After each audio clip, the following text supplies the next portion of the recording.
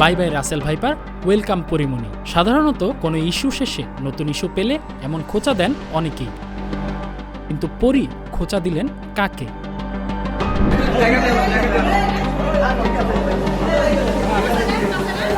অবশ্য মঙ্গলবার সকাল থেকেই গণমাধ্যমের হেডলাইনে আবারও পরি। সকালে ব্যবসায়ী নাসির উদ্দিন মাহমুদের করা হত্যা চেষ্টার মামলার হাজিরা দিতে আদালতে হাজির হন পরিমণি। এদিন এ সময় তিনি আত্মসমর্পণ করে আইনজীবীর মাধ্যমে জামিন আবেদন করেন। ঢাকার senior judicial magistrate M Saiful ইসলামের আদালত শুনানি শেষে ১,০০০ টাকা মুচলেকায় পরিমণি ও তার costume designer Junaid Baghdadi Jimmy ওরফে জিমের জামিন মঞ্জুর করেন। গত ১৮ এপ্রিল ঢাকার জুডিশিয়াল ম্যাজিস্ট্রেট এম সাইফুল ইসলামের আদালত পিবিআই এর দেওয়া তদন্ত প্রতিবেদন গ্রহণ করেন। একই সঙ্গে আদালতে হাজির হতে সমন জারি করেন।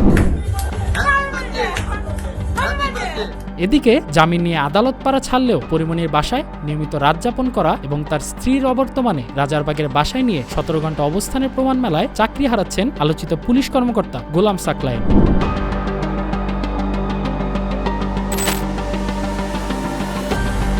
স্বরাষ্ট্র মন্ত্রণালয়ের জননিরাপত্তা বিভাগ থেকে যে পিএসসিকে চিঠি দেওয়া হয়েছে তাতে বলা হয়, সরকারি কর্মচারী বিধিমালা ২০১৮ অনুযায়ী অসদাচরণের কারণে সাকলায়েনকে গুরুদণ্ড হিসাবে চাকরি থেকে বাধ্যতামূলক অবসর প্রদানের প্রাথমিক সিদ্ধান্ত গৃহীত হয়েছে।